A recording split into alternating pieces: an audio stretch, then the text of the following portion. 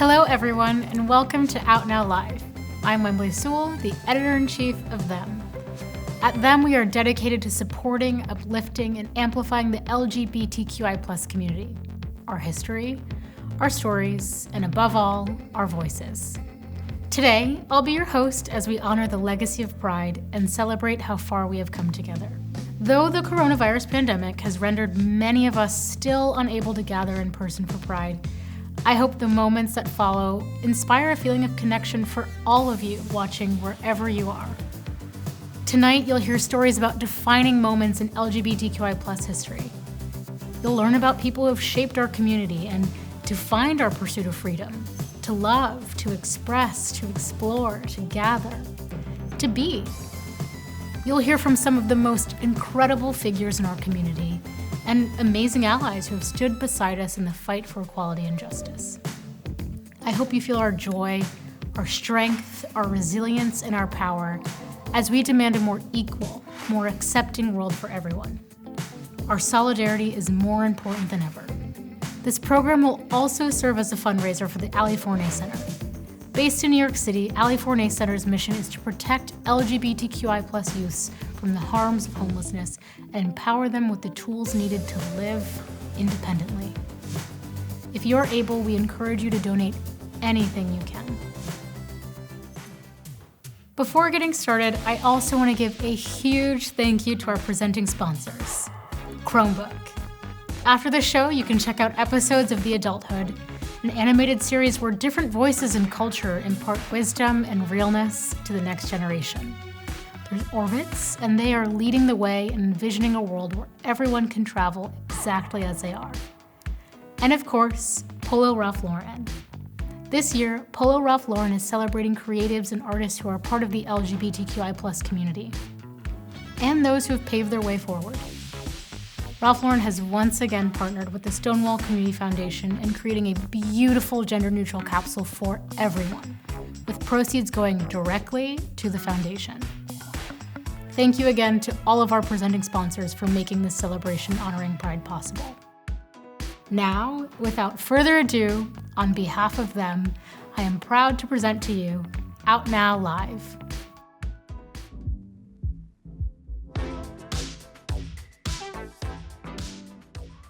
Queer people have always used art and creativity to reimagine our world. After all, the world we live in has long tried to legislate and discriminate us out of existence. So, we've created new worlds instead. In books, films, plays, through fashion, music, paintings, and more. All of this drawing us back onto the canvas of society and imagining newer, better ways we can all live together. Over the past year, as COVID-19 has redefined the fabric of societies around the globe, art and creativity has taken on fresh urgency for LGBTQI+ people especially. What will our world look like after this pandemic? It's safe to say it won't be anything like the one we inhabited before. And queer artists are already taking the opportunity to use their craft to envision a world where the most marginalized members of our community are finally seen and heard, from the runways to the silver screen. Now is the time to rethink the world we live in more liberated ways. As time moves on, our art, our creativity, and our innovation will be there to remind us that the world we left behind does not have to be the one we return to. And we can't help but be grateful for that.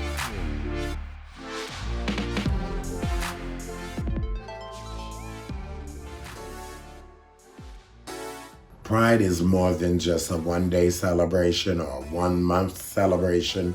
Pride is every day. Pride is being on the ground, on the grind, in the grind, doing what needs to be done for our community. Pride is lifting each other up and working for each other and building. Pride is equity. Pride is scholarships. Pride is us. Pride for us is basically being proud of who you are all year long. That's how we try to live our lives. No matter what the media says or society says, you are proud of who you are unapologetically, and you have the community, the LGBTQ+ community to back you up.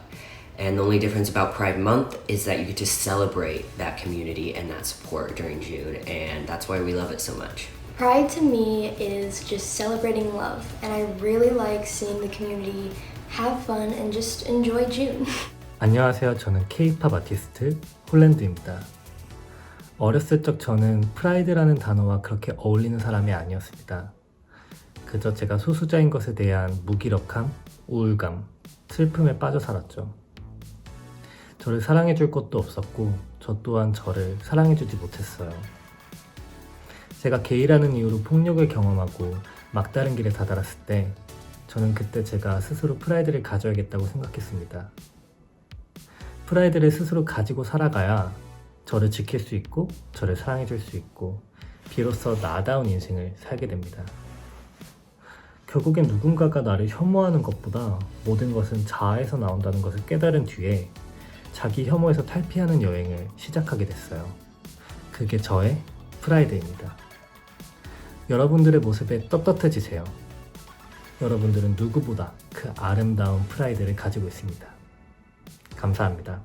Pride is all about love and loving yourself and being able to walk in the world and wrap yourself in your own love. And I really just want to thank everybody who came before me and who fought and yelled and screamed and marched and did everything so that people like me and people like you can live in our truth and be happy. Happy Pride. Pride is a time to look around and say, who else in our community needs to be freed? We've heard for decades that none of us is free until we are all free. Well, if that's the case, we have a lot of work to do to free the members of our community who are living at the margins. Whether that means our Black, Brown, Asian, and Indigenous folks, our trans siblings, or our siblings around the world, or even living at the intersections of those identities. We have a long way to go until we can all exclaim, we are free. To me, pride means that we get to express who we are, live our truth, enjoy our truth with other people, and create more openness by being authentically us. Live your truth. Pride is standing in your truth, standing in love and in community. Pride is visibility. It is encouraging anyone and everyone that you are enough, more than enough, regardless of whatever you've been told. We have the power and the beauty and the love to change the world. That's something to be proud of.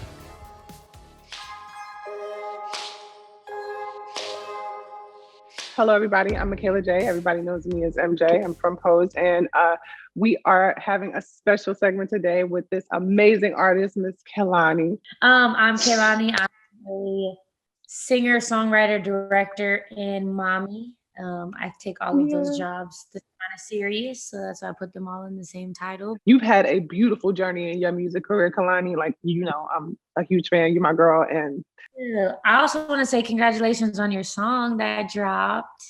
Yeah, I want to mean that, you know, everybody knows you right now from this incredible, beautiful, you know, I text you every time I watch an episode damn near. Like, at this point, I'm like, okay, I'm crying. Don't respond to this. Just know I'm dying. Like, but how does it feel making this transition from being on this TV show that everybody fell in love with you on to now introducing yourself and the real you, like, into the world and separating from that character to who you are? It's been beautiful. One, I have inspirations out there who I look to. You know, I have a lot of music artists that I look to. You're one of them, obviously. And I just see so much strength in how y'all just push through and just are simply artists and yourself, and understand that we are collectively in this, like, together, even though it can be hard sometimes. But I look to you and I'm just like, why not? You know, why not step out? I mean, I may be a woman of trans experience, but that doesn't take away my artistry. That doesn't take away what I've always wanted to do for my whole life. And just to have that happen, and for me to feel safe within that, all of my insecurities, all my worries about how people will look at me, perceive me, that all left. And it just feels good, girl. I something to say is literally what I got to say. Like I definitely have something to say.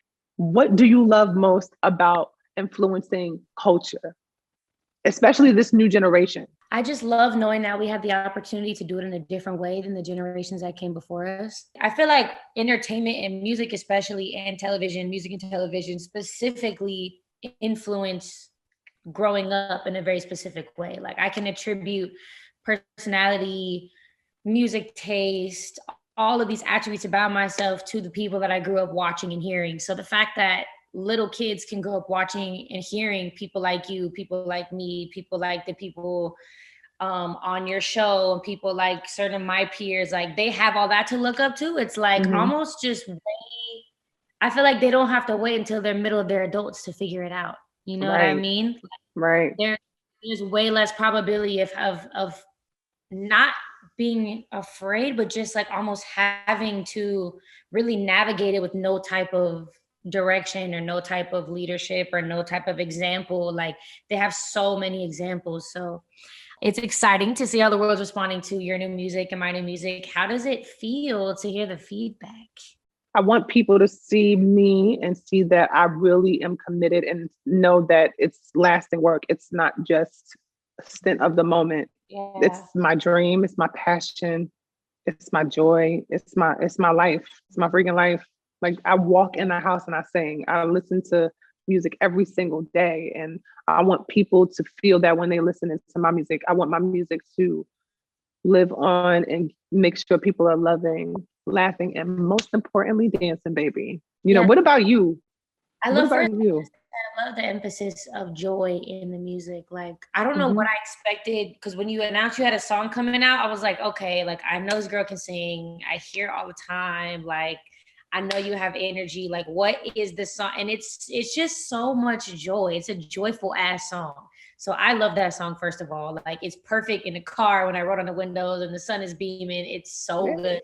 I think it's just that you can be unconventional. You know what I mean? I think I did everything in such an unconventional way, like from how I looked to the music I decided to sing versus how I look, to the choices I made and being super publicly vulnerable about so many things coming up. And just that the old style of having to be a pop star or a some type of singer, just looking away, and like the journey of these steps you have to take. I think it's just that you can carve out and create the dream that you want however you want, and that success just looks different to different people. You know what I mean? Like my some of my biggest goals, I can't say that they were super like, I want to play the biggest stadium in the world and I want to do this and achieve this trophy. It was like, I want to get a house that has a garden, and I want to have like healthy kids, and I want to be a director, and I want to direct films one day. You know what I mean? And if that's all possible, why I'm an R&B singer. So I really think just showing people that you can carve this shit out. For the community and also for yourself, what do you see for the future, Kehlani?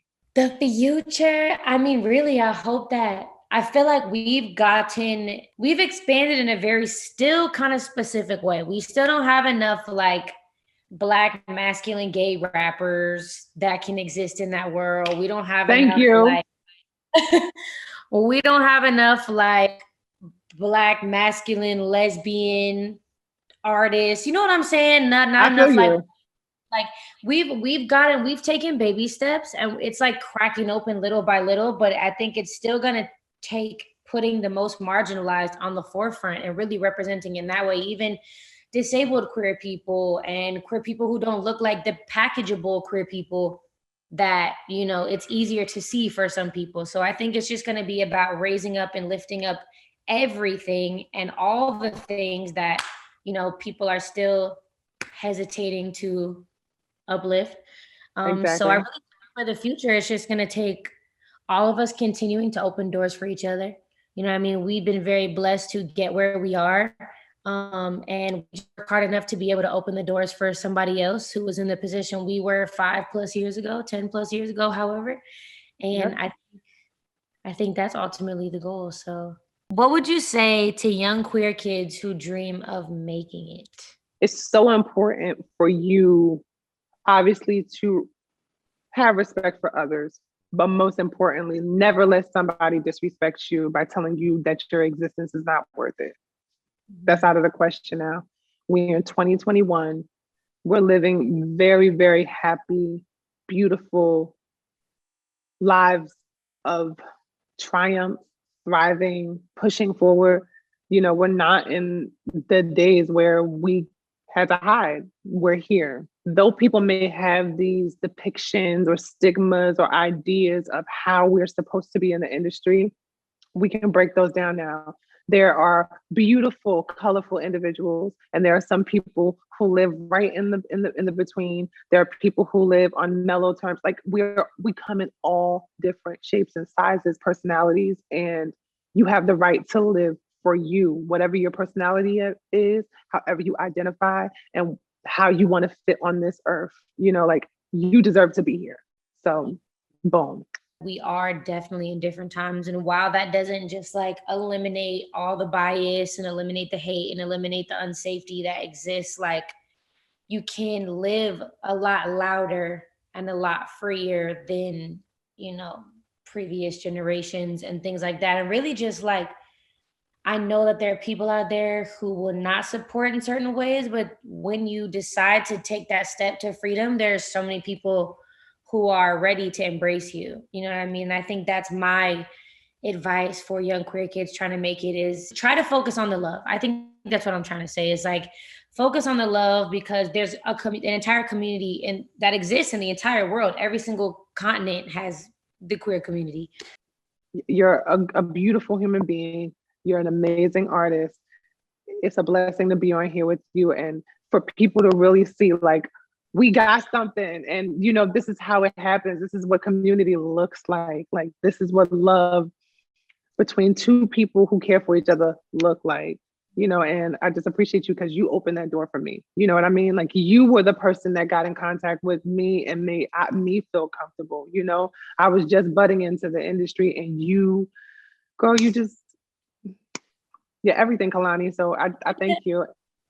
Shout out Them Magazine. Thank you for tapping in. Thank you for watching this. And text me so we can start the studio. I got you. Bye. I love you, Ladybug.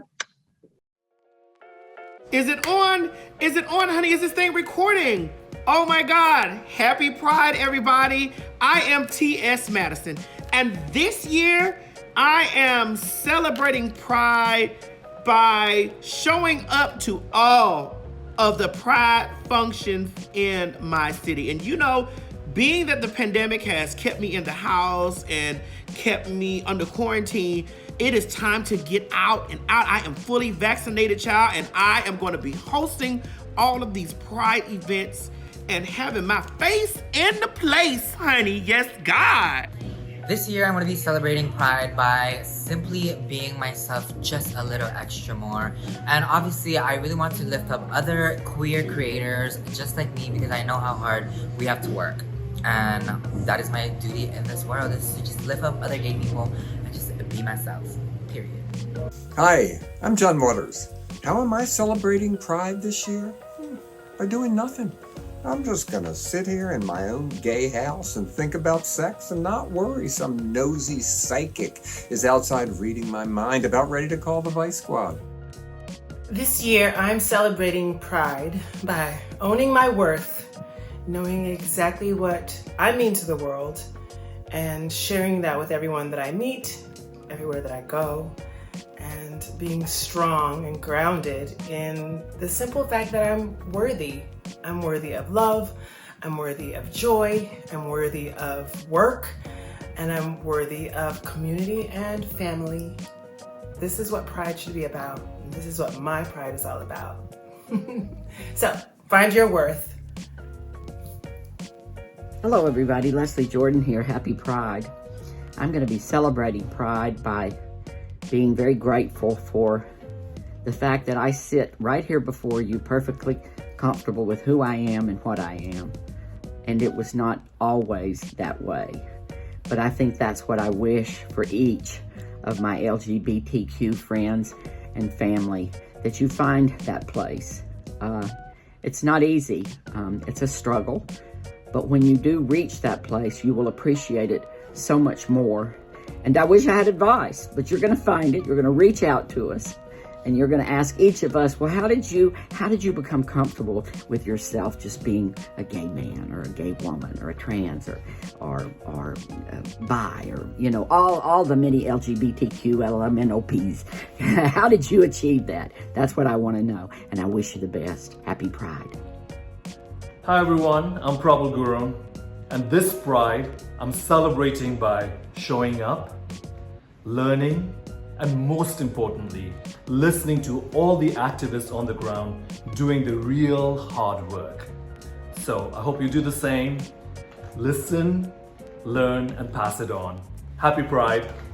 Hi guys, my name is Sarah Luger, and this year I'm celebrating Pride by surrounding myself with other really cool queer people and also amplifying other queer people's voices, especially the trans community, because they need so much more support than they receive, and they receive the most scrutiny, I feel like, out of the LGBTQIA plus community.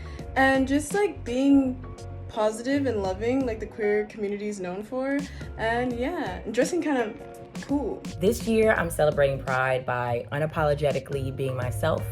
I'm not really answering to anyone this month. If I want to write back to an email a couple days late, so be it. If I want to get $50 worth of Taco Bell to a party, I'm doing that as well.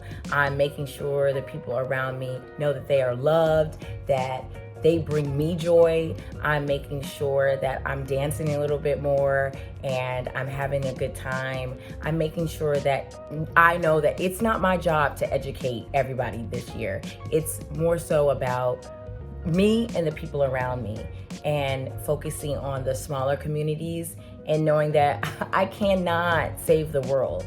But this Pride, I know that being myself is actually adding value to the celebration of this month. So I'm doing the little things and I'm enjoying all of the big things as well that make me happy. Hey everybody, happy Pride. Take care. And I see your true colors shining through. Take care of yourselves.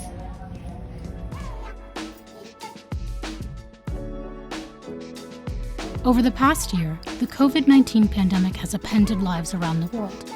We have spent an unimaginable stretch of time living in fear, terrified of an invisible virus, with misinformation and media panic reminding us of our mortality at seemingly every turn.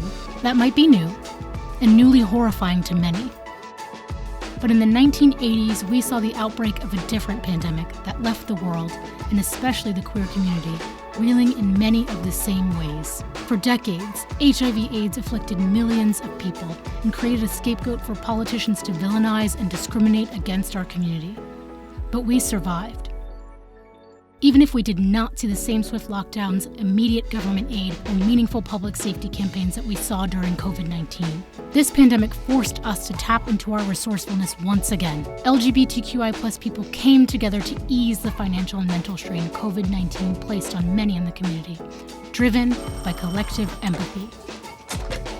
National Gay Task Force Crisis Line, this is Dan. That's because for us, this wasn't our first pandemic.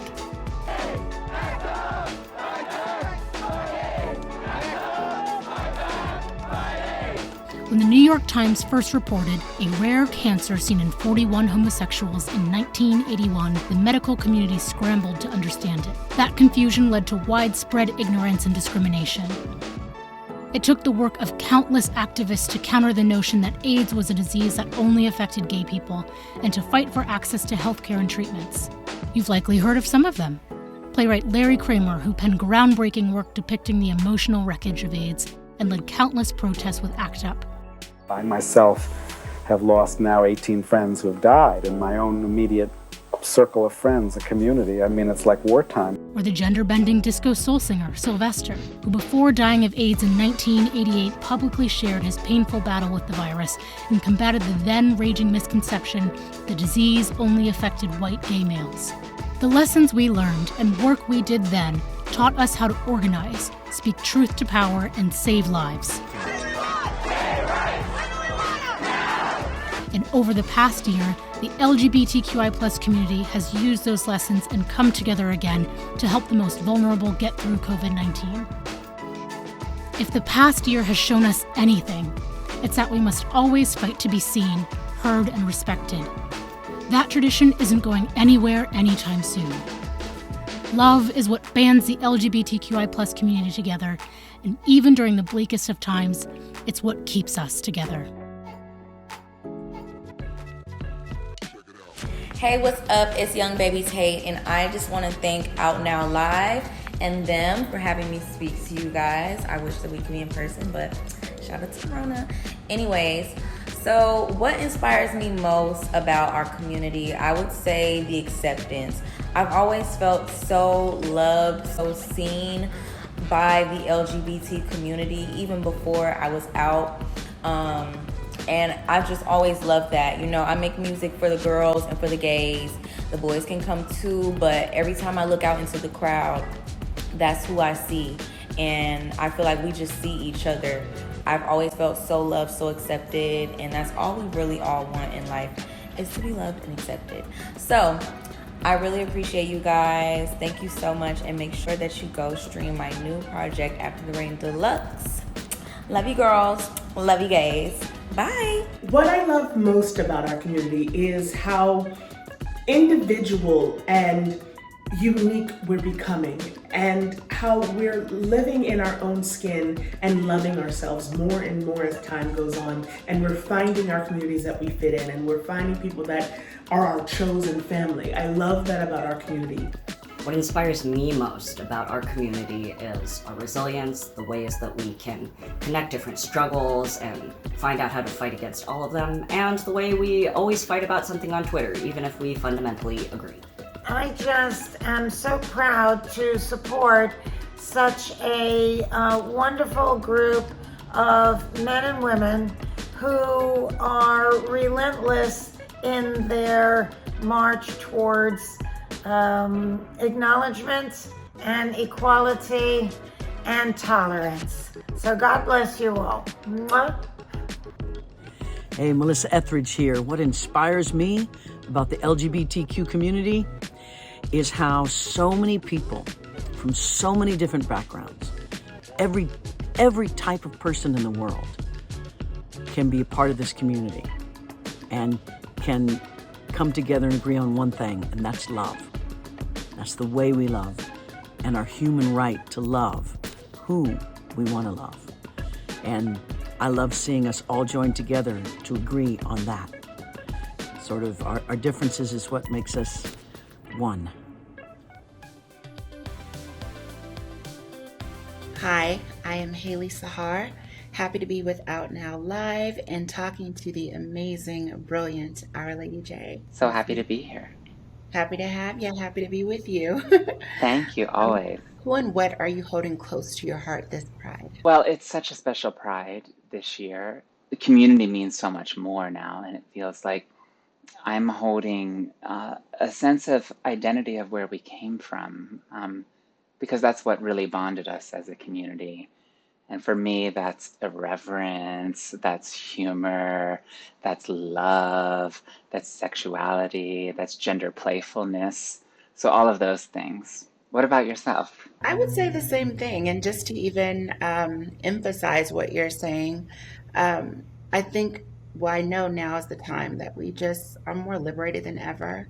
And it feels so good to have a sense of community, like knowing each other and uplifting each other, and just seeing your confidence feeds into my confidence, and something that we never were giving, the range to do within our society. I feel like as queer folks, I use the word queer because I really identify with that. It sums up my gender, it sums up my sexuality. And as queer folks, as LGBTQ folks, that we get to come out over and over again. So each Pride means something else to us, with every breakthrough that we have as a community.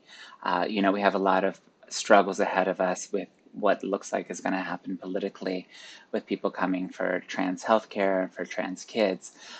So hopefully we won't allow our tribulations to get us down. We'll have these markers at Pride, but we'll be able to celebrate something each year. and this year that feels like survival. You know, when you're in a room full of people or a giant pride parade again, what do you think you will find yourself having the most gratitude for? Going back to community and just being together, I think that my personal journey, there's been so much division with the complexities that exist and the traumas that exist, and just being comfortable within my own skin to look out, to everyone else, my brothers and sisters, and truly taking that in. I think that in itself is something that I would be the happiest and just most in tune with. Learning how to navigate in spaces with people and congratulate each other and uplift each other. Those things are the most important, and that's what I would focus on the most. Just looking over and saying, "I'm proud of you. You're amazing," or "You're beautiful." Just living in that space. It's not something that I was ever keen on doing before, just because I didn't have a sense of community. Before shows like Pose, before Transparent, or even before that, doing the beauty pageant that we were part of together, I was navigating in a stealth way, and I wasn't a part of community. So for me, it's just taking in everyone's brilliance. Do you think Pose gave you some of that confidence to be more present? I've always been more of a shy, withdrawn person. Mm-hmm. Pose though just brought me out of that shell. I mean, whenever I'm on stage, I'm always a different person. Whenever I'm in my character, even pre-pose, I'm always a different person, which I think a lot of artists have that in common.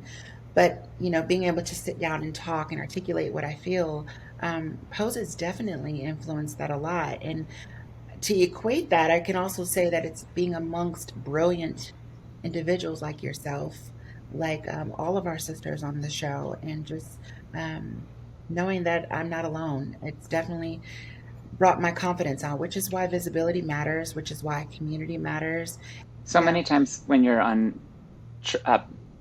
projects and you're the only trans person, you walk onto a set or you walk into a room or a meeting, and you're like, oh, I can't share that part of myself because maybe they won't get it, because it's such a unique experience that we share as a sisterhood and as a siblinghood.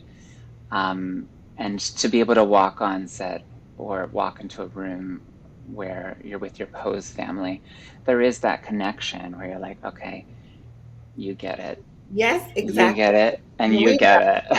Yeah. Definitely. And it feels so good. It feels so good to have that sisterhood. And again, I want to address this too, the divisions that are in the community. A lot of the traumas that we faced from cishet folk, a lot of those we've brought into our own community. So it's relearning sisterhood and what that actually looks like. And that feels so beautiful. It feels so Yeah. beautiful. And I agree with you. Hollywood and the entertainment world has changed so much since we started as artists. I'm 43 years old and very proud of that. I've been working as an artist since I was 20, and so for 23 years I've seen a lot of change within the community. Years ago, you couldn't make, and when I say years ago, I mean like 8 years ago. It was hard to, as an artist, to bring real nuance to the table as a trans artist, because people wanted to paint you in the box. People wanted to put you in a box of like, oh, you have to be cis normative. You have to, be super femme. You can't have 1 ounce of masculinity. You have to fit into this box as a trans person in entertainment. And that's for the reasons that you were saying, is the outside world is always going to look for something to bring us down. Now that we have more and more representation, there's more and more freedom to play with in the sandbox of entertainment and how we tell our stories. What have you noticed has changed in the world of entertainment and with you as an artist since you began? I think that it's much more fluid now. What I worry about, though, Our Lady Jane, I have to be honest, is I worry about that still being put in a box. I worry, and I'll try to articulate what I mean. I love that there's not this shallow narrative of how you should look or sound. I love that. And then it's like, is it that you have to always be this androgynous looking person to fit a mold of what someone thinks you're supposed to look like, or is it that you have to be super femme to fit this role? I'm want to make sure that it's always open and that we come in all different shapes, colors, sizes, sounds, and that's all a part of the trans experience. So I think what has shifted is it's more fluid now, but I want to make sure that it stays fluid. And by fluid, meaning everyone, whether you look like someone thinks more aesthetically feminine or not, I want to make sure that it stays fluid. But I have seen a growth in that as well. I feel like if you look at my red carpet moments, you see my evolution in what I'm comfortable with my own femininity. You know, I really needed to have like an uber feminine image to have the confidence that I needed to go out into the world when I first came out as trans. And that was also a reflection of our sisterhood. You know, you would have the little hangouts and the sisters would jab at each other. Oh, your nails aren't done, or oh, this isn't done, or girl, you need to get it together. You need to work on your transition. You know, all of that. There's less of that now in the community, which feels great. I feel like I can have my voice in a place where it's comfortable. Whereas a singer, I would try to pitch it way up, and girl, I was singing out of You're in the tune. range. Yeah, no, I know what you mean. I know exactly what you mean. Um, I I love your style, Lady J, and Thank you. I think I think anyone that has individuality is brilliance. I've always been a risk taker when it comes to fashion, and I love it. Absolutely love it. Well, thank you very much. You know, the mullet was more of an answer to like, what hairstyle can I have where I don't actually have to comb it? But now that we're getting out of like the COVID and quarantine, maybe I might bring a little bit of glam back, but thank you. I'm always like whatever you feel at the moment. You know, I'm blonde now. You know, whatever I feel like doing, that's what I'm gonna do, and everyone else is just gonna have to adjust to it. That's just is what it is. Amen.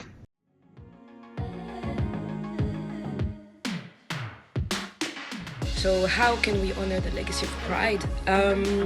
Well, a legacy is a memory, right? And I think the most important thing often is to remember what happened before, why it happened, and who also took the first stand, who was brave enough to start the fight. And I'm thinking about Marsha P. Johnson, for example, who is like a pioneer in regards of the Pride. And then I think honoring the Pride is, oh my God, what happened to my pride? Is an everyday thing. Love is a practice. Pride is a practice. It is a practice because we have to learn over and over again what it means and why we have to be proud. And sometimes we have to deflect, and sometimes we have to overcome. So it's really a practice that should be done with an open heart. And yes, with a memory, I think. Here is a fan.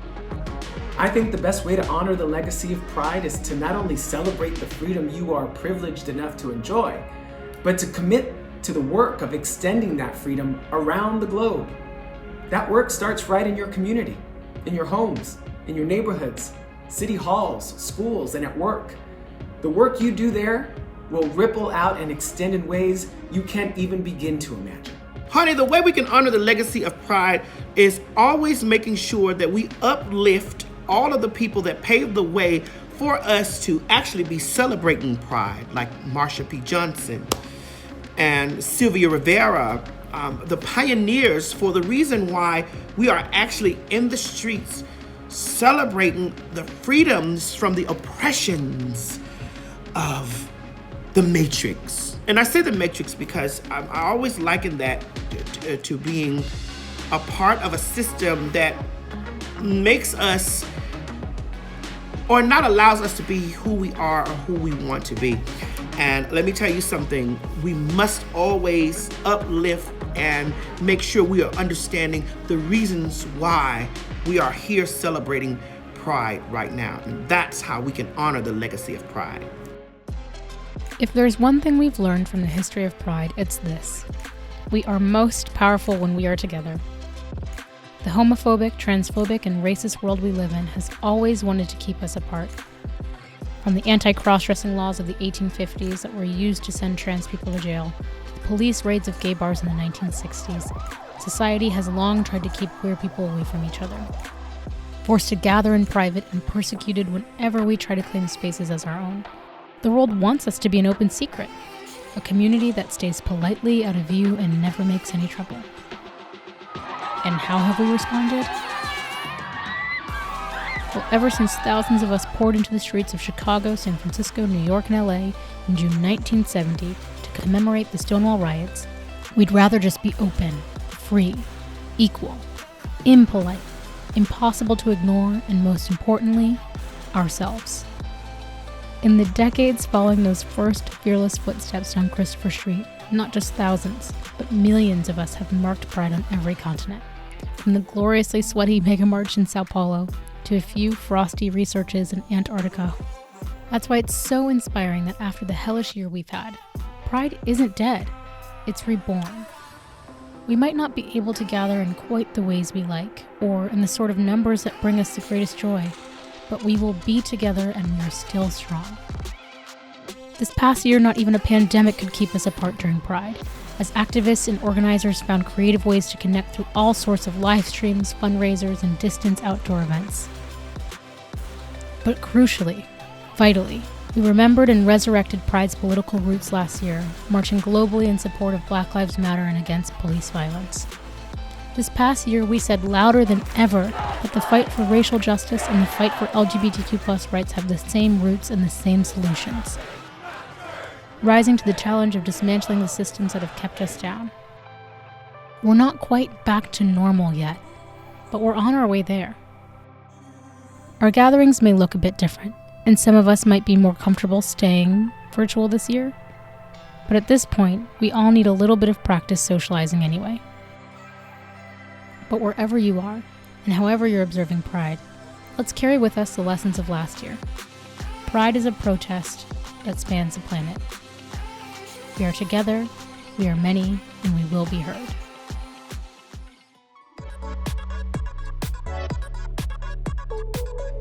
Hi everybody and welcome to Out Now Live. We're talking about Pride all around the world. We got myself, Priyanka, the winner of Canada's Drag Race. We got Bag of Chips. And we have Envy Peru, the winner of Drag Race Holland. Ladies, are you ready to gossip and giggle? Yes! Now, I'm excited because we're on all different parts of the world. I'm in Toronto. I'm in Amsterdam. And I am in a town called Birmingham in England. In a dumpster. Yeah.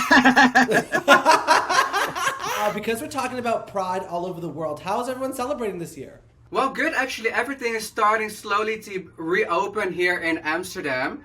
The festivals are going. We have like this big, fabulous festival called Milkshake. It's gonna be in full capacity, so everything slowly is starting getting back to normal again. So. Wait, like full capacity, like no masks, everyone's vaccinated? Yes. Like, yes. What?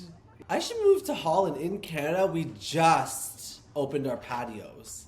And it's still like limited capacity. Like our Pride this year in Toronto is for sure going to be all virtual. Like no one's going to go out. Really? Oh no, you should come to Amsterdam, darling. Because the 30th of June, the clubs are starting to get open, and we're gonna have some Pride events here in the city, and that's when we're gonna announce the second cast of Drag Race Holland as well, season 2. Ooh. So yeah, the girls are really gonna have like the experience that I didn't have because we were in quarantine last year. You were in quarantine, right? Same. Yes. When my season was on, we were in quarantine. But Baga, you weren't in quarantine when season 1 of UK was out, were you? No, we had a good 6 months. So we, you know what I mean? We had like the viewing parties and all that, and yeah, I was making a coin, and then boom, you know what I mean? No more coins. No, well, oh yes, I'm still making coin, but it's online. So we're all from different hometowns. So what kind of like energy defines drag in your hometown, would you say? See, in London, there is I'm sure it's the same with you, you two. There's so many different types of drag. So, like, I represent the old school, like, that kind of sequin camp, Tina Turner, Liza Minnelli, Dolly Parton, old school nanny. Once I don't know what the bar is in London, but I went downstairs into a basement and watched a drag queen sing, and it was Halfway the to best. heaven. Oh my god, it was the best. It was the best thing I've ever. It was before I even started drag, so I was like, who would ever do this for a full-time job? Yeah, I do all that shit. The old bars, the old pubs. Well, then up the road, you've got East London, and you've got like Bimini and Crystal from Canada, and like the more fashion alternative drag, and your bearded queens, and yeah. But the places I perform in before Drag Race was more like sequin dress and Shirley Bassey. I mean, that's the good shit. Like in Toronto, like our drag scene is quite chaotic. Like there's so many different pockets of drag. There's like the Biminis and the Crystals and the alternative queens, the fashion queens, the pop star queens, the old queens. Like there is a big variety. But like on Church Street in Toronto, in the proper gay village, it's like you go out and you see like the old school girls that have been doing it for years, like 20 years of drag, and they're up there doing the only Whitney Houston number, right? And then there's like the open stage nights, which are always my favorite. I don't know what open stages are like in your towns and cities, but like it's always my favorite. It's just always these like little twink boys who want to be drag queens, and they put on a little eyelash, and they're doing like Ariana Grande, like they're just so excited. It's like it's such a variety. It makes me miss the bar so much. How about you, Envy? What's drag like in Amsterdam? Well, in Amsterdam, I remember when I started doing drag, we just had like the fishy girls and we had the old queens. The old fat ones with the sequin dresses, Fabulous. I love them all. And slowly we have like this competition here in Holland. It's called the Super Ball. And that's a drag house competition which houses around Europe can participate in to be the house of Super Bowl. So that party is fabulous. It got more popular year by year. And me with Abby, oh my god, won that competition when we're starting doing drag. That's how we became sisters. After that win, our drag scene was so diverse. We got the bearded queen, we got the club kids, we got the alien drag, the conceptual queens. Our scene here in Holland is so big. The only thing that is sad that we don't have like big stages here in Holland to perform. We have our bars, which is always like, you have the best times in the bars, The Reguliers is like the gay street. Becca, you've been there. I heard the stories. She was high, very high. Yes. Becca was having a great time there. I'm so excited to finally like get on a plane and come perform somewhere in this world. Envy and I think you are too, Becca. We're all doing Drag Fest in the UK in August. Right? Yes. We are going to see each other there. I think I'm gonna cry, like just continually cry. It's like the thing that I was most excited for when before there was ever word of a pandemic was like going to like a drag con and like meeting the other girls and like taking your selfies and just being creative, because like as drag artists it's all about collaboration and inspiration, and we see somebody doing something and we're like, oh, like I want to be like so-and-so, or like you watch a Bagga show and you're like, oh, I love the way that she tells her jokes, like I want to take that to my show, or like we're all just borrowing from each other because we all inspire each other. So in the world, where are you most looking forward to performing once the entire pandemic is finally over? And I'm praying that it goes away soon. I would love to go to the land where I was born, Peru. I would love to do a performance in Peru and get on a plane and see all the fans in Peru, because I got so much support from the South American Latin community, especially from Peru. So I already told them, as soon as everything opens up and Peru is in a better state with the COVID pandemic, then I'm on a plane to South America. This is the God's honest truth. I look, and this is because of the sense of humour, and I think all three are quite similar from what I've seen. And I looked on my Instagram, and do you know when it shows you what countries follow you the most? Yeah. So number one's obviously Britain, and then number really? 2 is Canada. Hey, I think it's no like 18. way. It's something like 19% follow me That's a from lot of Canada. people. Or 19% from Canada. And I think it's because they've got that sense of humour. They're different to Americans. They really are. Very. It's so funny because my following is number 1 is the UK, number 2 is the US, and number 3 is Canada, which is so weird because I won Canada's Drag Race. But like the other countries are like, oh, Priyanka, come to us. Oh, that's funny. I have the United States, and then Holland, and then Peru, then Brazil. Mine's And then England. Mexico. Yeah. Mine's England, then Canada, then Australia, then United States, and then it's something like Brazil. Yeah, I can't wait to go to Brazil. You know, it's gonna be wild over there. Okay, so I want to know something. What do you all think is the future of drag? I mean, if I can answer first, I feel like we're the future of drag, but.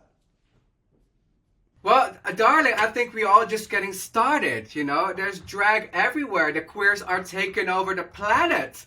Yeah, the future of drag, it's just going to get better and better and better. When I was younger, it was a lot harder being a queer kid in school and stuff. And now I get so many messages saying, oh my God, my teacher lets us watch Drag Race. We love it.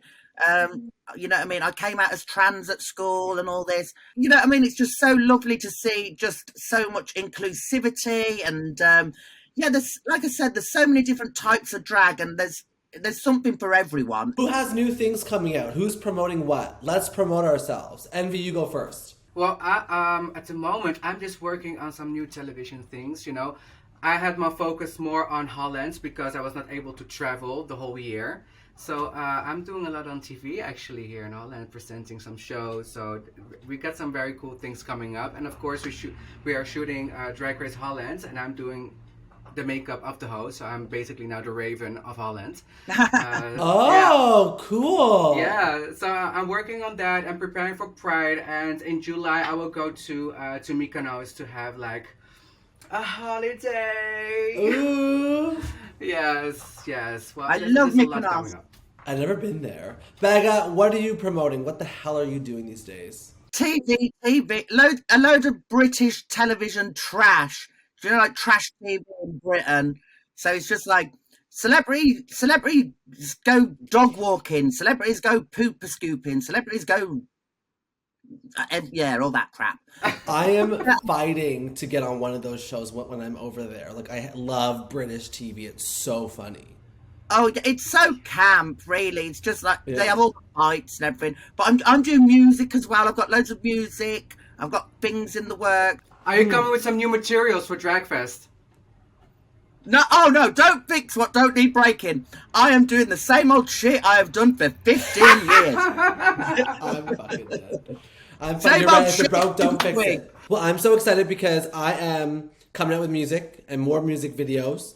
And my album's going to come out in the summer, and I'm going to tour the UK, and I have my, big headlining show, and I'm going to have backup dancers and all this stuff, and then I get to tour the US, and I get to tour Canada, and I just am so excited to be everywhere, as a Drag Race girl needs to be. Well, thank you all so much. I love you. Happy Pride to all of you. Happy Pride, everyone. Happy Pride, sweethearts. I love you both, and I can't wait to meet you and cry and kiss and cuddle.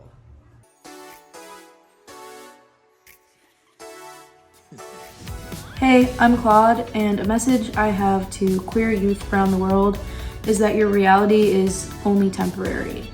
You're gonna meet so many more people, you're gonna go so many more places, and you're gonna learn so many more things, so keep your head up. Hi, it's Haley Williams. I sing for a band called Paramore, and I'm just here to say happy Pride. I'm really proud to be an ally. I feel like one of my favorite ways to show up and support my friends in the LGBTQIA plus community is to use my words, to speak out with my voice. I've been able to meet some of my favorite people in this entire world through music and through hair. And when I was 17, I met my best friend Brian O'Connor. He's a beautiful, beautiful gay man. And we started a company together called Good Dye Young. Good Dye Young makes vibrant hair dye. We make vegan and cruelty-free hair care. And we actually just released our first home fragrance, which when you buy it right now, 100% of the proceeds go to our friends at the Trevor Project. So again, allyship can look a lot of different ways. If you're a straight white person like me, I think that you have a responsibility to stick up for your friends in the LGBTQIA plus community. You have every reason to speak up for them, to show up, to share resources and share opportunity, and just be there. But mostly I just want to say, queer youth, you make the world fucking beautiful and bright and colorful, and you're pushing us into new places as a culture, as a society that we're long overdue for. So thank you for being here. Thank you for sticking with us, and I promise to always stick with you. Happy Pride. Qual a mensagem que eu quero passar para a juventude queer é que a gente nunca pode desistir dos nossos sonhos, apesar de qualquer coisa, do que as pessoas vão dizer ao seu respeito, do que as pessoas vão pensar. Nunca desistam de quem vocês são e do que vocês têm como plano de vida. Sejam felizes sempre. Some people think that trans just means crossing from one side of something to the other. That people are transgender the same way flights can be transatlantic or railroads can be trans-Siberian. But I like a different meaning best.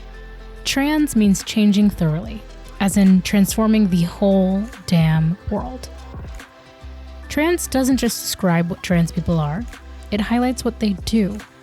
Change everything. Change it thoroughly. That's what the late Monica Roberts did for an entire generation of trans folks today. The acclaimed journalist and advocate, who sadly passed away last year, produced a massive archive of thoughtful, humanizing work that centered the experiences of Black trans women like her. Through her award-winning blog, Transgrio, she drew international attention to the murders of trans people, often calling out media outlets who misgendered and dead-named victims in their initial reports. She changed the way we tell trans stories today. Roberts herself came into a world already transformed by trans activists like Marsha P. Johnson and Sylvia Rivera, who rioted against the police at Stonewall, and Miss Major Griffin Gracie, who is still fighting for prison abolition today at the ripe young age of 80. Roberts lived just long enough to see trans people get federal workplace protections, thanks to the work of the late Amy Stevens, a transgender woman who brought employment discrimination case all the way to the Supreme Court in 2019 before she passed away last year. Even after that landmark case, there's still so much work left to do. All across the country, Republican lawmakers have introduced over 250 discriminatory bills targeting the LGBTQ+ community, with a focus on restricting the rights of transgender youth. In Arkansas, they're stopping trans kids from getting the health care they need. In Alabama, they're stopping them from playing the sports that bring them joy. In North Carolina, they're trying to stop them from coming out to teachers and counselors who can provide the support only some of them are lucky enough to get at home. And all of this is happening amid a continuing epidemic of violence that disproportionately claims the lives of Black trans women. But a new generation of advocates is rising to meet this important moment, as we saw in Brooklyn last year when two drag performers, West Dakota and Mary Cherry, came up with the idea for the massive march in support of Black trans lives. At that march, the writer and activist Raquel Willis memorably proclaimed, "Let today be the last day that you ever doubt Black trans power." In the political arena, trans people are climbing to higher levels than ever before, with Sarah McBride becoming a Delaware state senator and the then highest-ranking transgender official in the country in 2020, until Dr. Rachel Levine came along and landed a White House job after guiding Pennsylvania through the COVID-19 crisis. Dr. Levine is now the first openly trans public official to be confirmed by the U.S. Senate. Last year, too, Mauree Turner set a key precedent by becoming the first non-binary lawmaker in America and the first Muslim person ever elected to the Oklahoma state legislature. And in response to the current barrage of state-level bills, trans and non-binary youth like 10-year-old Kai Shapley in Texas, 15-year-old Aaron Gary in South Dakota, and 17-year-old Cyrus Hall in Alabama are speaking out for their rights at ages when they should care more about grilled cheese sandwiches than they do about whatever hateful nonsense their lawmakers are cooking up. Together, trans people are proving to be more powerful than ever. Trans people are making it impossible to ignore the violence they face. Trans people are claiming seats in the same state houses that try to discriminate against them. Trans youth are growing up already knowing what they deserve. Instead of being ashamed of who they are, they're ashamed of those who aren't courageous enough to stand up for them. Monica Roberts knew this day would come. In one of the last major interviews she gave before she passed away, she compared the trans rights movement to a relay race. "The torch got passed to me at a certain point," she told the Daily Beast. "And when it's time for me to pass it on, I'm just going to turn around and hand that torch back to the next generation for y'all to advance. Our goal," she concluded, "is to never let the flame go out. Trans people will keep running that relay race until the world is changed completely, thoroughly. That flame will live forever."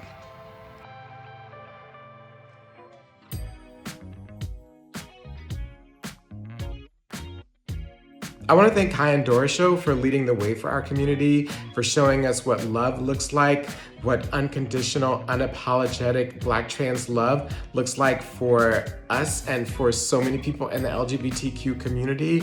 She leads the way for all of us. Hey everybody, happy Pride. My name is Joel Kim Booster, and today I want to thank Margaret Cho for leading the way for me and every other queer Asian comedian. You taught me what it is to be fearless on stage as a queer person, as an Asian person, and I don't know what my career would look like if it weren't for you. Seeing you on screen when I was a little kid was the first time I ever saw myself represented, and I can't overstate how powerful that was for me as a young, gay, Asian boy watching your show. So thank you so much, Margaret, for everything you've done for me and for the entire community.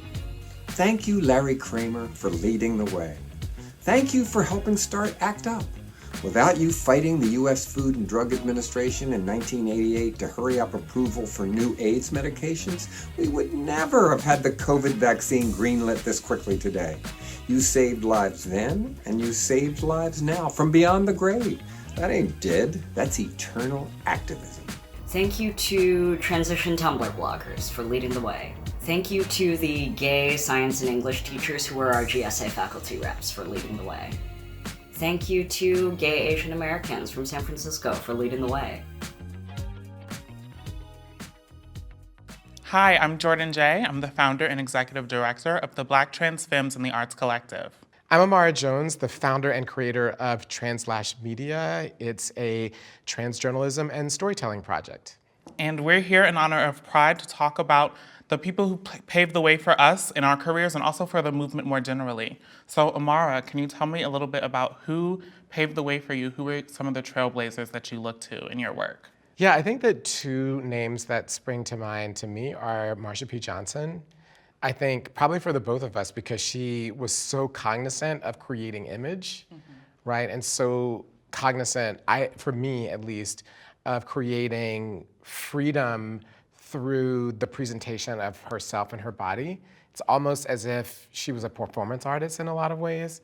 And the fact that she was doing so while working on the piers, living on the piers, being homeless, being harassed on the streets, the fact that she still had that self-possession and that freedom, I think, to express herself and to be herself are really inspirational to me. And I think the other person for me is Monica Roberts, who was a Black trans woman and a journalist in Texas who passed unexpectedly last year, but really was one of the first people to say to news organizations that they should take our lives seriously and take our deaths seriously, and led a campaign to end dead naming, led a campaign to find the loved ones of trans people and to put their voices in their work. And then she started a blog because she thought that they weren't doing enough called Trans Griot that told stories positively about who we are. And I think both of those people together are for me. How about you? For me, it's Janet Mock. Her story, Redefining Realness, was a turning point for me in my own personal journey. And I'm lucky to get to work with her now through BTFA, but I think the way that she's opening doors for Black trans women in media and in the arts through her work on Pose and with Netflix is really amazing to watch. And just finishing the last season of Pose and seeing the stories that she's telling and the way that she's creating new spaces for trans talent is just really inspiring and is why I do what I do for BTFA. And also Sanaya Ebony, an icon in the ballroom scene, as well as many of the other femme queens who came before us, who always dared to show up and put their best face forward no matter what was going on out in the world. They stepped on the ballroom floor and they became a celebrity, they became a star, and nobody could tell them any different. And that tenacity and that willingness to turn struggle into beauty is something that pushes me and I think many other trans women forward. That's right, to create vision. I was in a conversation recently and I said a part of our job is to create space, right? And when we create space for everybody. And it's what I think is really amazing about our community in general is that we overwhelmingly want everyone to win. And also the movement moves faster when work is shared, That's right? exactly right. So there's no need for any type of competition you know, it's just one big family all working towards the same goal. That's right. I really believe that. And the way that all these industries work is success follows success. So as there's one successful Black trans women, then other people started saying, well, we need to find more Black trans women. And so it just all feeds on itself. Absolutely, and I'm so thankful for Laverne Cox and for Janet Mock for being the ones to kind of burst through that bubble and to take a lot of what they took to make that happen. And still take, right? And for them to lead all of us into this, what feels like a renaissance of Black trans excellence. Yeah, I didn't name them because they're so obvious. Like, of course, Janet, of course, India, of course, like we could do a lot of course, everyone that we know of. I remember the first time I saw all of them on screen and it took my breath away. So all of the ones that, all the usual suspects are inspirational. We don't want people to think that we're leaving people out. But it's also the case that I can't imagine what it's still like to be them. Exactly, because to be so visible strips them of their humanity often in people's eyes, and so they don't get to be fully human on top of already being dehumanized as Black trans women. But I think that one of the beauties of us being visible now and us being able to share our stories is that we're able to now advocate for ourselves and to let the world know that this is happening and put it in their faces in a way that it hasn't been before. Yeah, what do you think about that, about visibility? I have a lot of thoughts about it. I mean, I would be curious because I think we may have a similar point of view. I guess my own point about being visible, some people say, oh, it's created a more dangerous environment for us. And my response to that, the environment was dangerous before we were visible. Right. It's not like Black trans women were invisible and then totally safe, right? And then all of a sudden there's been visibility and so people are safe. It's like, we still don't know who murdered Marsha P. Johnson. Right? So the environment isn't safe. I think that what we've been able to do by being visible is to declare that we matter and that people ought to listen to us, right? And that we deserve to have space in this society and then to start to see things change. But I'm wondering, what's your perspective? I think visibility is a double-edged sword. I think it can be great for the community internally. I think that's why I like to be visible for younger trans girls, for people who may see themselves in me. But I also think that visibility gives a placebo that we have achieved some sort of structural change that isn't actually there yet, right? And so those of us who are visible know that behind the scenes, the transphobia still exists, the violence still exists, right? And so I think it's a balance of saying, we're here, we're proud, but also this is still happening, and it's not going away without actual structural change. Right, and the resistance to fund us in the same ways as everyone else gets funded, right? Absolutely. You understand what I'm saying? To pay everyone to the same as you pay everybody else. There are all of these disparities that people think that just because you're visible, that somehow because of our extreme marginalization that should be enough. And one of the things that we all do, no matter who we are, is we say, no, that's not it, I'm sorry. Absolutely, I experienced so much with BTFA, with people reaching out to hire trans artists or to book trans artists without paying them what they deserve. And I'm always quick to say, this is not enough, then there needs to be more. How can we get them not only booked on screen, but integrated behind the scenes? How can we get people in positions that are long lasting, not just for Pride Month, right? That's right. So I think the key to visibility is getting that foot in the door and also breaking the door down and inviting the whole party in. Yeah, I think that's right. Like, it has to be a leverage strategy, because if it's just one of us, that person gets picked off. It has to be everybody. Right. You know what I mean? It has to be everyone kind of brought in in this moment. And then what's amazing is how visionary so much of our stuff is, and how visionary so much of our art is, and how visionary anything that we're creating is across the board. It really is. This is why I always say there is no future without us. Absolutely. I think to be able to imagine a self that isn't allowed to exist in the public and to create that self every single day like trans people do is a really radical act, and it's something that enables us to create with so much more imagination and so much more forethought than I think the average person, because we are creating our own lives when we're told that they can't exist, right? What art would you create if you could? Like, let's say like you didn't have to run Black trans femmes in the arts, and you had all the money and all the time in the world and whatever. What would be the thing that you would generate that you would really push out into the world that you think? Well, I have a theater background, but I haven't created theater in a really long time. Although I think I would love to tell the stories of Black trans women, especially in the South, in whether that's in theater or in television or in film. I did a project a few years ago where I interviewed some Black trans folks and Black queer folks in New Orleans about what it was like living in the city and partying in the city and loving in the city in the 1960s, 70s, and 80s. And I would love to bring those stories out to the world and let their voices be heard. Do you have a passion project or a secret vision that you'd like to share? Lots of secret visions, but the one that I can share and that are G-rated are I'm really fascinated by putting us in the future. You know, by putting us in places where people see that we exist and that we thrive and that we are essential to the future.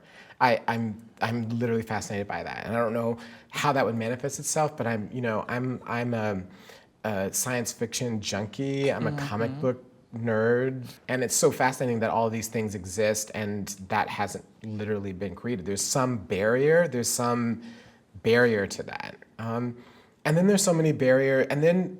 Even before I get that, though, even right now, there are so many stories to tell.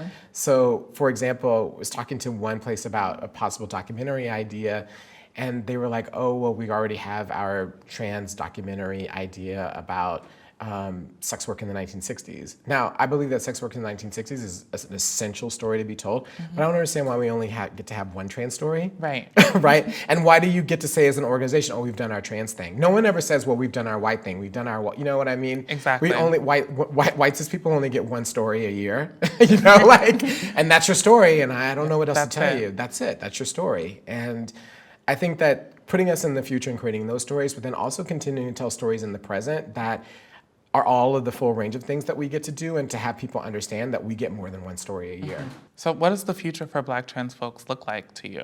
I think it's the day that we get to get out of bed and we don't have to think about our Blackness or our transness.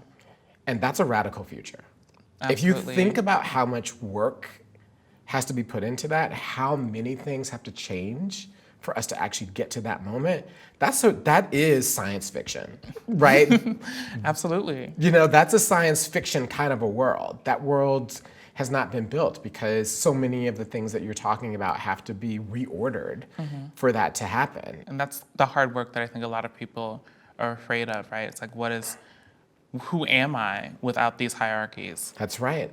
Which is one of the powerful things about art, is because it can destroy that. It destroys the vision for that. It gives people language of what is possible. Like when you look at a collage by Tourmaline, or if you look at a Basquiat painting, it destroys ideas around hierarchy and scarcity and what you can and cannot do in a space. Right, and I think that's what's been so transformative for me, and I think so many people who are part of BTFA, is that it's allowed us to see ourselves in ways that we never thought we could, and to imagine spaces where we can feel free, we can have that moment where for a second we don't think about being Black and trans, because I'm in a room of Black and trans people creating art. That's right. There's no need to think about being Black and trans. I'm just Jordan. Doing my thing. Yeah. Well, Jordan, it's been amazing to talk to you. And I just want to thank you for taking the time to be in this deep conversation today during Pride Month. And for coming with matching hair. Yes. Which is really important. And thank you for your vision and your work. We need you, we need the collective, we need everything that you're going to continue to bring and to do, so keep going. Thank you so much. You've been an inspiration to me and many others I know, so it's an honor to be in conversation with you and to talk about the future that we're both building, and I'm really happy that we got to have this time and celebrate Pride together in this way. What gives me hope for the future is seeing so many communities coming together and standing up for each other. Just being around the people who I'm around, I have a lot of friends who know themselves and who are aware of themselves and are doing great things in the world and in life. So I feel like that gives me a lot of hope for the future, and just seeing them change the game and change a lot of things about the industry and changing a lot of perceptions for people, and just, you know, making people realize that there's other people in the world other than just, you know, straight, regular, basic people. There's fabulous people who are different. There might be a different sexuality or personality or, you know, gender spectrum than you are, but, you know, they're doing fab things, and I love to see that, and I feel like it inspires me that there is going to be greater things coming into the world. One of the things that gives me so much hope is our visibility right now. It's one thing to have our stories told, it's another thing to be able to tell our stories. And what we're seeing is so many transgender visionaries and content creators and directors and writers who are telling the story of transgender people and really getting into the nuances of our existence, into the complexities of our human experience, and not just stopping at the trauma and at the resilience and allowing us to be these one-dimensional characters. Right now, what we're getting to see is transgender people as full human beings, and this is exactly what we need to change the culture to something that looks like acceptance and looks like love. This is something that I'm so proud of, and this is something that gives me hope. And there's so many young people who are getting to see themselves, who are getting to see these models of possibility because of the work that we're doing. I'm so proud of this. This is what gives me hope for the future, and I'm looking forward to seeing us carry on with creating more characters that are transgender, but keep telling our stories, keep advocating, keep organizing, and keep fighting against these systems and that these powers that try to tear us down just because we have decided that we are going to exist out loud. My hope for the future is that we get to a point as a community, as a society, where being your most authentic self comes second nature. It's just you wake up and this is me and that's that on that. And that just is going to come, and I cannot wait for that day where people and kids, queer kids and trans kids realize that they have an amazing community behind them that will support them until the day we die. And all we need to do is keep fighting, like I said, keep opening doors, keep crushing the system, and keep uplifting queer and trans voices and stories. So I know I'm going to be doing that. I hope you guys are doing the same thing. I love you so much, and I'll talk to you soon. Bye, Gorge. As our program comes to a close, I want to thank everyone for joining us in honoring and celebrating the legacy of Pride this year. Our platform was created for and by the LGBTQI+ community, and your voices move and inspire us every single day. We're here because of you. What we're all experiencing right now is an opportunity to build something new for the future, to make incredible strides towards reshaping a culture that is safer and more inclusive for everyone. And it can start here with you. But before signing off, I want to give a very special thank you to our presenting sponsors, Chromebook, Orbitz, and Polo Ralph Lauren. Of course, thank you to everyone who has joined us here tonight and donated to the Ali Forney Center. Take care of one another and keep doing your part to create a better world for all of us. Happy Pride, everyone. You don't own me. I'm not just one of your many toys. You don't own me. Don't say I can't.